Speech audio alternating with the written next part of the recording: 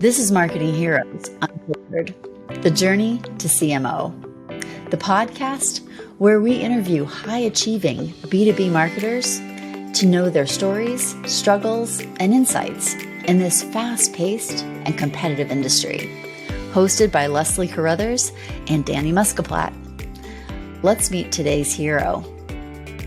Senior Vice President of Marketing at Elia Care, Ben Lazar is a seasoned and results-driven demand and revenue generation leader with wide-ranging technology experience in healthcare SaaS, AI-informed operations, reimbursement platforms, and sales team effectiveness. He brings an impressive track record of helping companies such as Balto AI, NetHealth, and PaySpan achieve beyond best-in-class revenue growth and valuation improvement. Ben is a frequent blood donor and volunteer. This is a podcast about marketing heroes, which is why you're here. Thank you, Ben Lazar. Not sure I qualify, but I'll do my best. Stop. We've seen your work. We're following along. We disagree wholeheartedly. So enough of that. We like to start off by asking you, how do you start your day? I think a lot, and similarly to many other people, I pick up my phone and I make sure that nothing has fallen through the ceiling.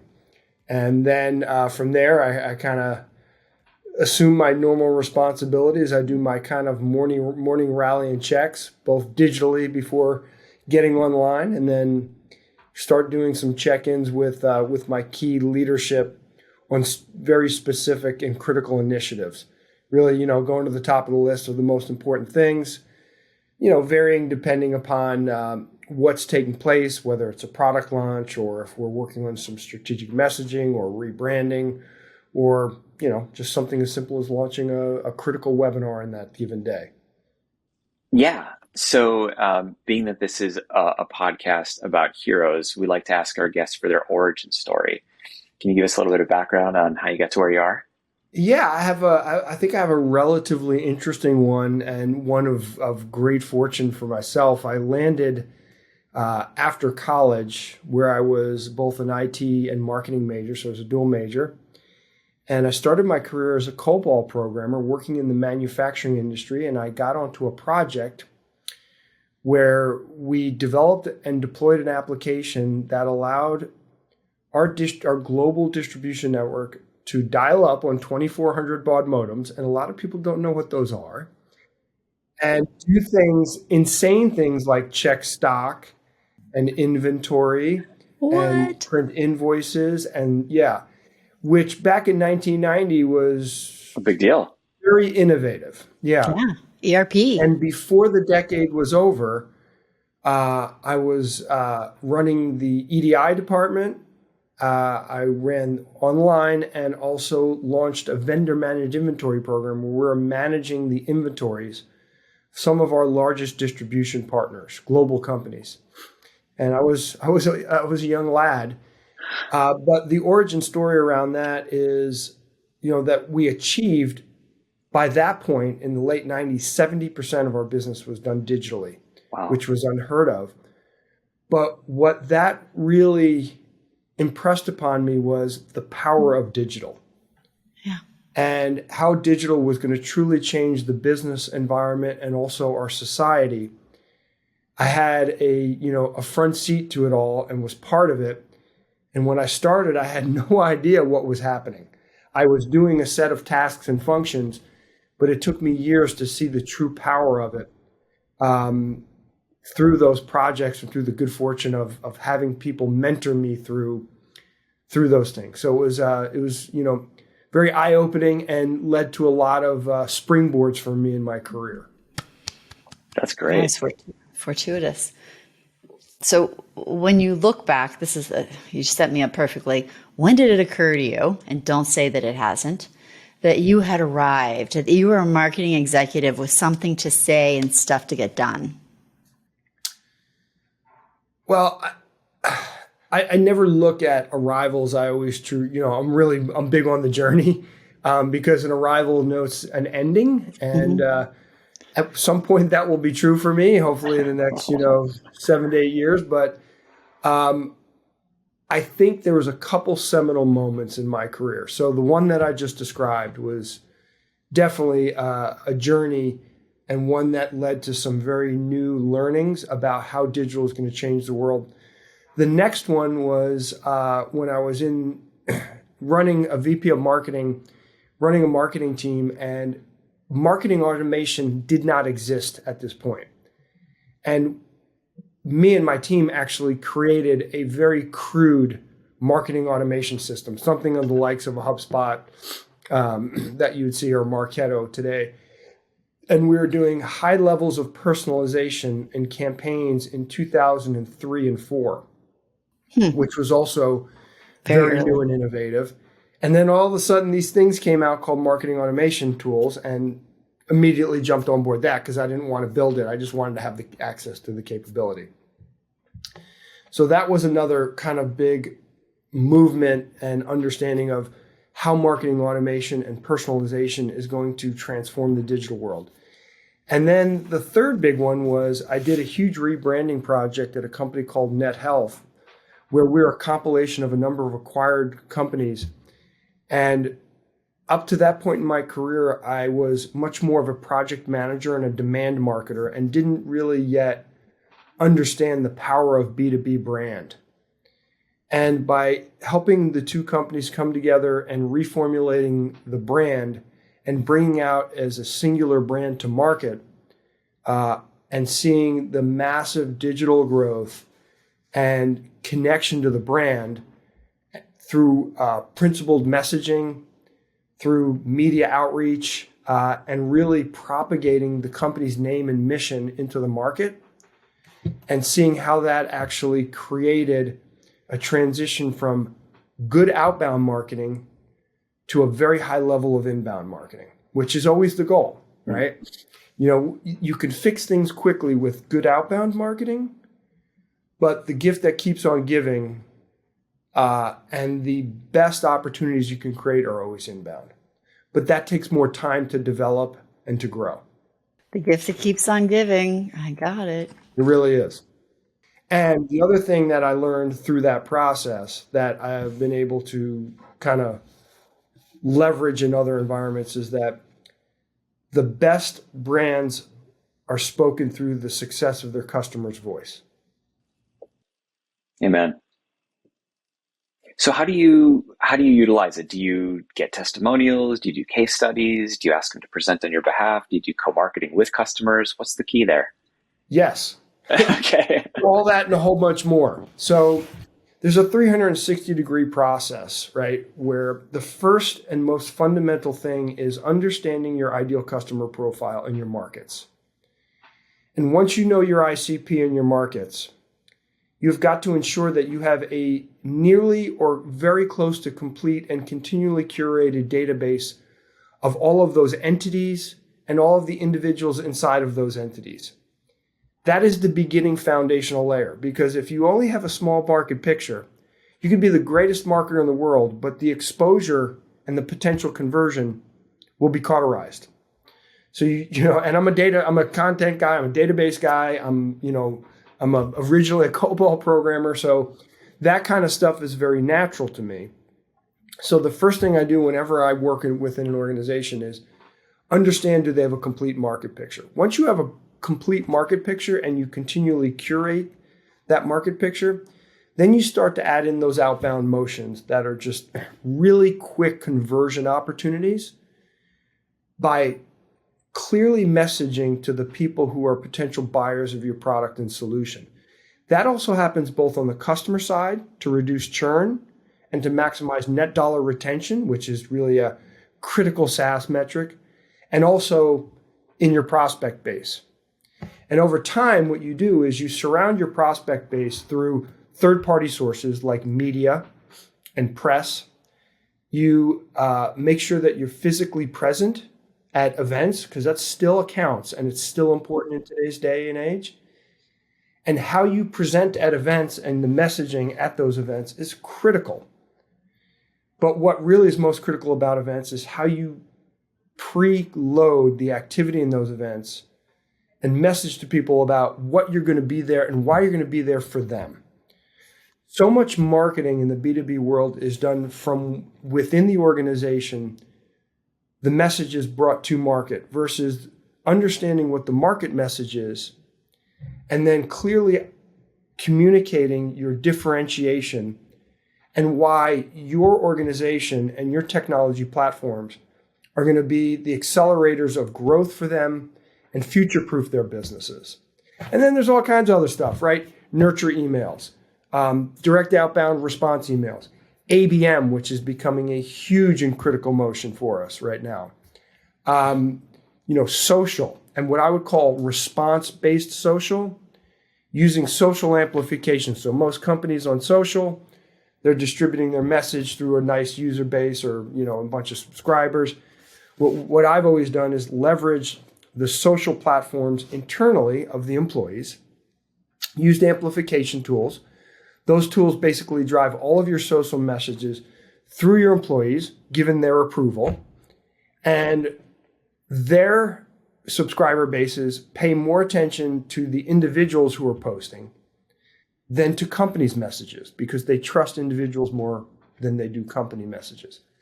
And then the other thing is the employee value there is our messages are strong, professional, and clear, so that their personal brands are improved by us sending our message. So it's a really win-win situation.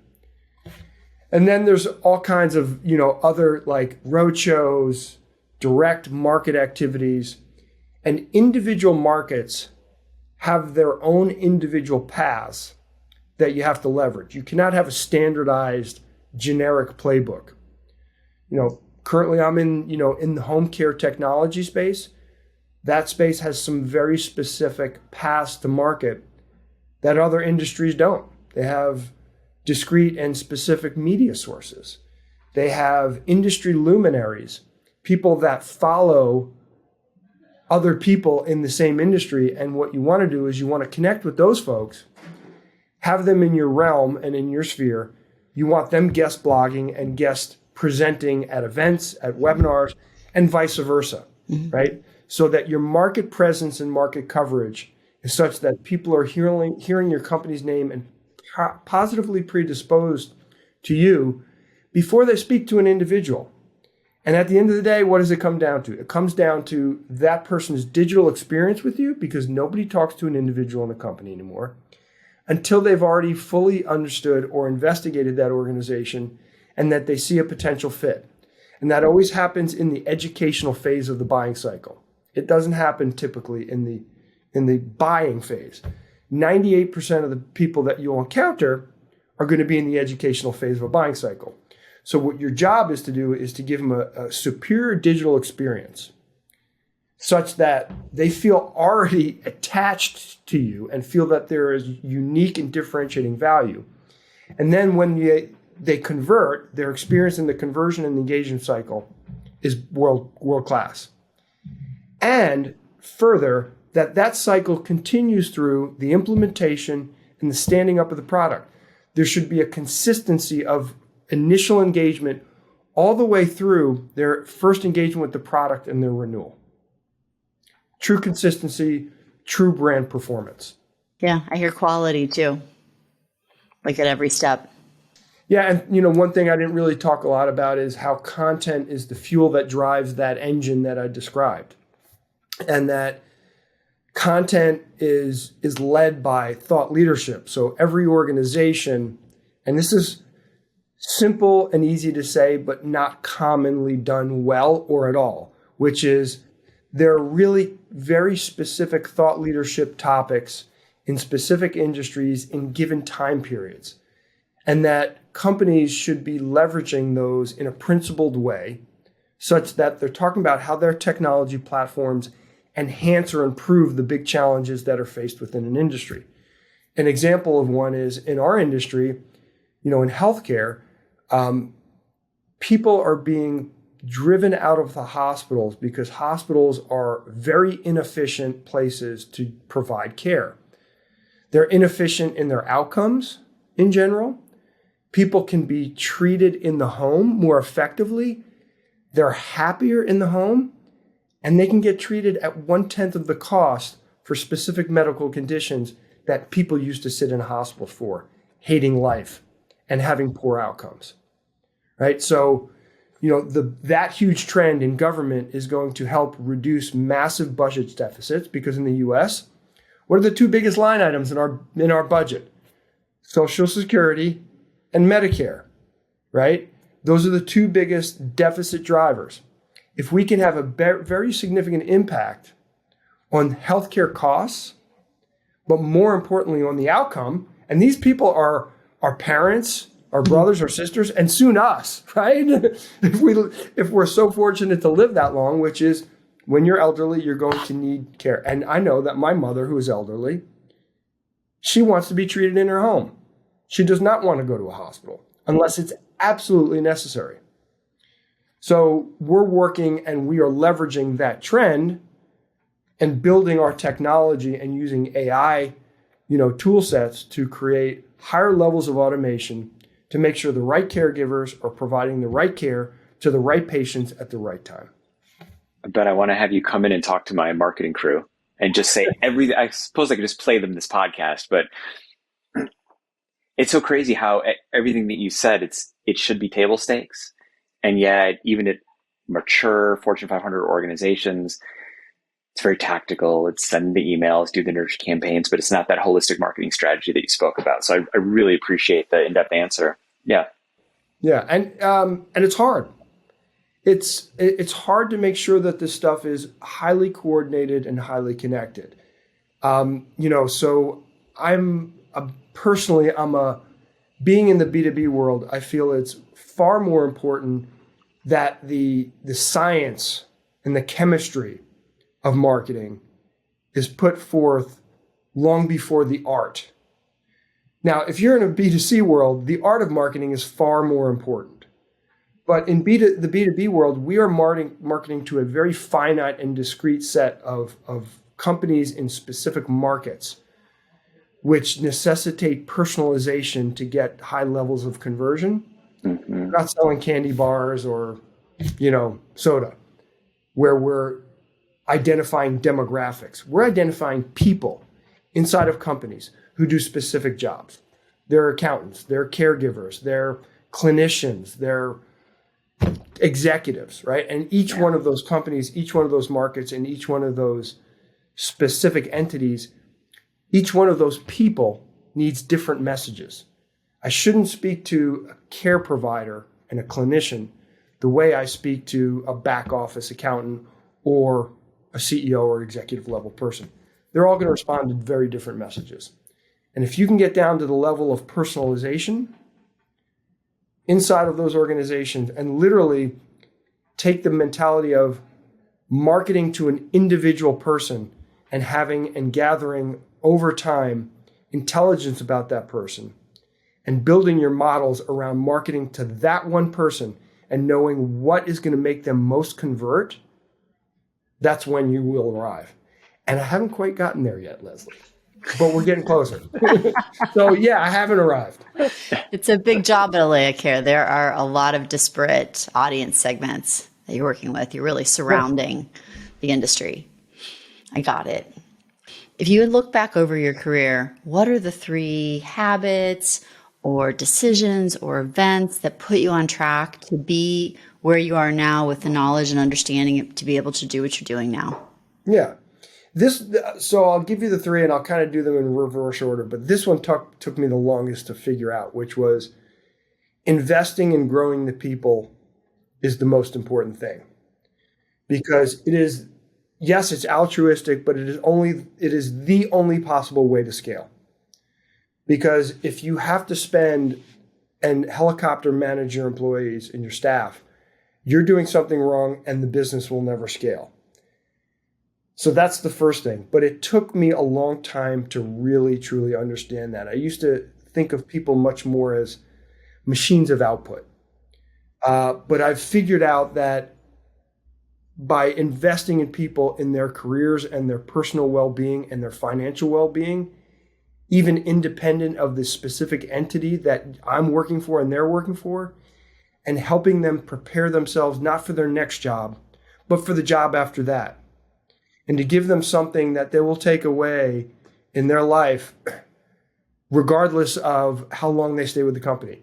But they usually end up staying longer anyway if you really give yourself. So that's the big one. Another big one for me is the organization of work and the interconnected nature of the enterprise. So the most senior levels of positions, the majority of success happens not because you come up with just a singular, really great idea. It's because you're connecting the people in the organization and the work that needs to get done. And you're taking individuals who might be working in a specific functional area, and you're creating an interconnected engine that focuses on maximum output and maximum quality. And that's just hard yards. And that's old school, talking to people, bringing them together. There are some more modern tools, project management platforms that can help facilitate that.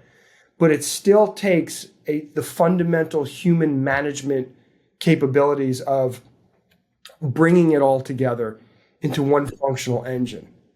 And that's a key and critical aspect. And then the last one is, in today's world, hopefully you've been digitally thinking for 20 plus years, because that's how everything is happening, how everything is taking place.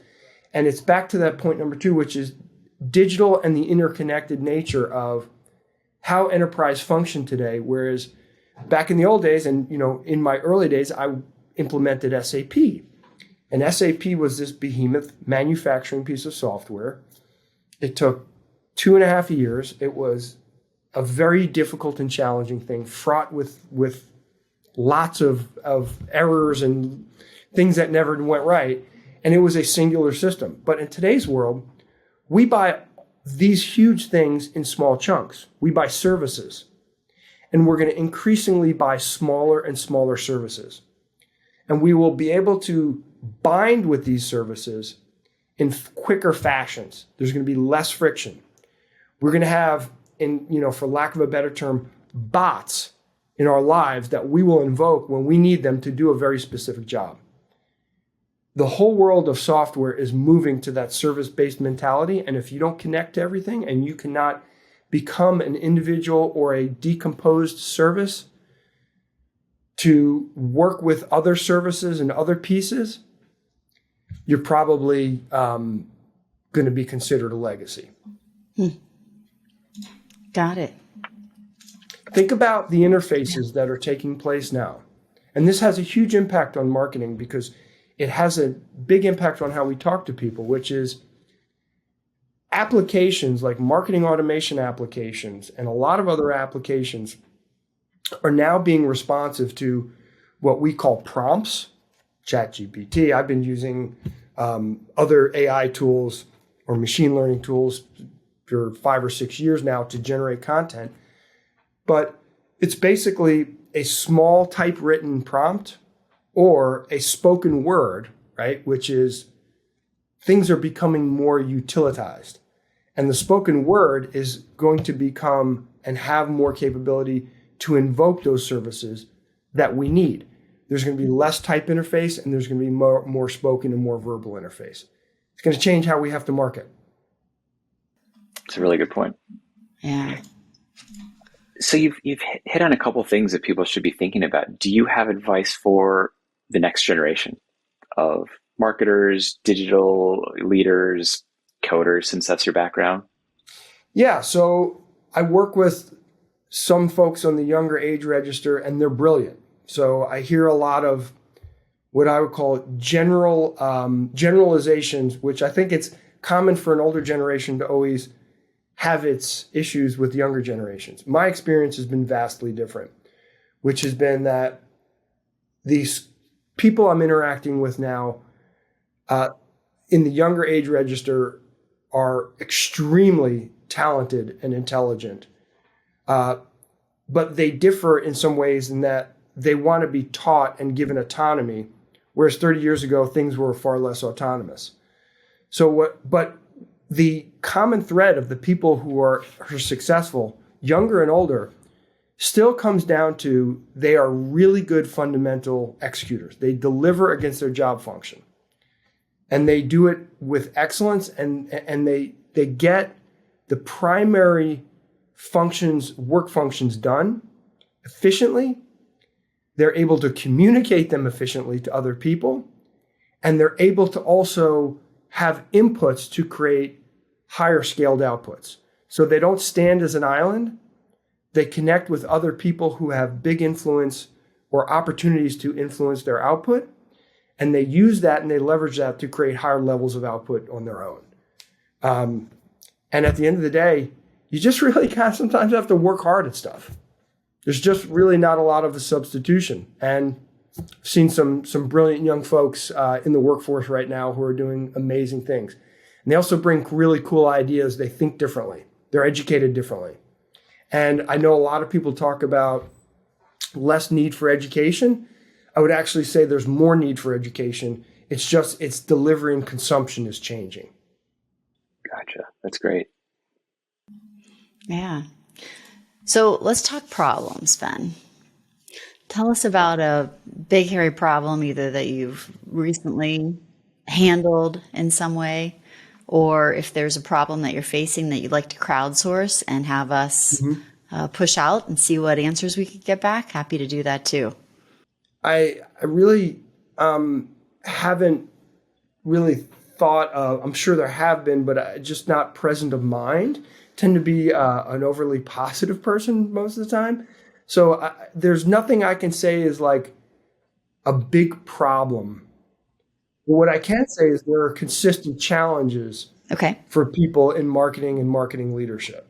Sure. I mean, we hear from clients bandwidth, what's working, what isn't, time to results, right? Maybe in the world of that. Bandwidth to me is a euphemism for bad process. So, yeah, if think you have a bandwidth problem, you might. Okay. But most of the time when people say we have bandwidth problems, you could probably look at process and say they have a really bad process. They're not doing things efficiently and well, and they're not leveraging tools. But if they are leveraging tools and have good process, then they actually truly might be out of bandwidth. So test it first. All right. 9 times out of 10, that's a euphemism for lack of process. Got it. Okay. I like that answer a lot. That is fantastic. Yeah. Okay. It's also a veneer go-to when someone can't solve a problem. I'm out of bandwidth. I would advise anyone to make that a cause of last resort. All right, fantastic. Any challenges that you want to talk about, how you and your team have handled them? Share with other marketers to follow in your footsteps? Yeah, I think the biggest challenges that I see consistently in organizations is they don't represent their brand effectively in the market. And I think that's generally because their thought leadership positioning is lacking because they're generating content primarily on tactics. And what they're not doing is driving strategic thought leadership messaging and then cascading these core themes into the market. They're generally working from the bottom up and not those big themes down. And the bottom up gives you blogs, or it gives you an ebook or a white paper, and it gives you the content that fuels the marketing engine. But they tend to be standalone and they don't follow a very specific and important strategic byline. When you do it from the top down and you have that strategic conversation with the market, it takes a while, but they tend to pay attention because those strategic topics address the critical things that are important to the audience that you're communicating with. When you go from the bottom up, you tend to talk about features, product. You tend to talk about what you want to say to the market as a vendor. And the market doesn't care. They don't care what you have to say. They want you to care about them to help them solve their problems. Yeah. And to help them grow their business and to help them aspire to new levels where their staff is happy, their staff is retained, because in our space and generally on a global basis, the biggest challenge we all face is a lack of available people and qualified individuals to do the work. In home care in the United States, we're going to need 7.9 million home care workers by 2030. We have a massive labor shortage. Wow. And if you look at the demographics, the populations are aging. There's going to be fewer and fewer people to do that work and more people who need that care.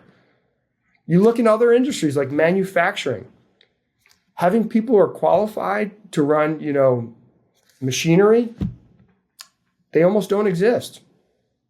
Think about, when I was a kid, you grew up, car broke, you tried to fix it. Nobody fixes cars anymore. They also tend not to break, which is great. But, at the end of the day, there's a lot of industries facing massive labor shortages. And that's going to be something that we're going to have to solve tectonically. Got it. Awesome. I'm also hearing in there, I just lost my thread because I was just looking back at your LinkedIn page. I'm like, what branch of the military did Ben serve in? They weren't taking anybody when I was younger. I got it. Yeah. I got it. Just love the passion here.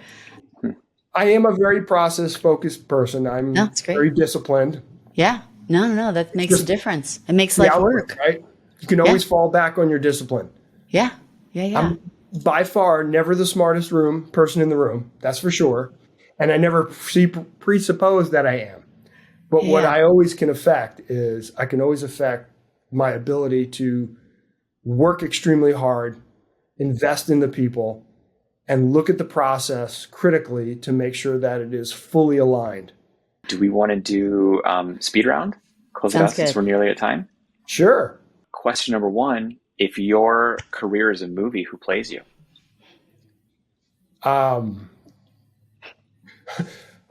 I would like actually to ask other people that question because self-assessment is always a very dangerous thing.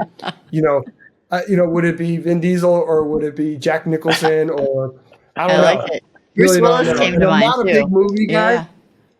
Yeah, but that's like a self-assessment question, and I'm very cautious about self-assessment. That's no great. Worries. That's great. Jim Carrey, maybe? What's your favorite productivity hack or process, if you prefer? Process improvement. AI content generation. Been doing it. I was part of a beta program back in 2018, and I've led very big organizations with lots of product lines and produced a ton of high quality, high value content with very small and effective content teams. That's been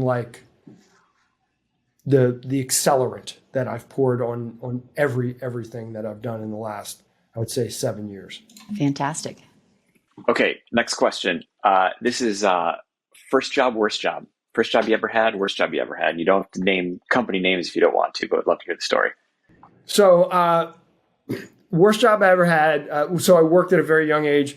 I was a dishwasher at an international house of pancakes, and I worked on Saturday nights. Lied about my age. I was 12. I told them I was 16, and I had to clean the grease traps at 4 o'clock in the morning. Oh my gosh. That was the worst job. That sounds pretty bad. Yeah. Yep. Best job? Right now, I'm really enjoying what I'm doing at Elia Care. I've been extremely fortunate in my professional career. I can honestly say I have not had a position where I've felt like it was not something that I learned immensely from or where I grew from and made friends with. I mean, people that I worked with over 30 years ago, I still get cards from and, That's go awesome. to their kids' weddings and still am friends and keep in touch Fantastic. with them. That's awesome. The human relationships have persisted. I've always said that the companies go away, the relationships persist. What keeps you up at night? Not a lot. I'm a championship sleeper. Awesome. Literally. Easy enough. What's the last book you read? So right now, I'm reading Look Homeward Angel by Tom Wolfe. Yeah. So I just saw the movie Genius, and I love American literature. And I'm like, he died young, so, he didn't have a lot of books. So I was like, oh, he's a great American author I've not read anything about. So I'm reading Look Homeward Angel. And he was I don't know if you've seen the movie, but I would recommend Genius. He was a very interesting guy. Cool. Check it out. That's great. So who's the most fascinating contact on your phone?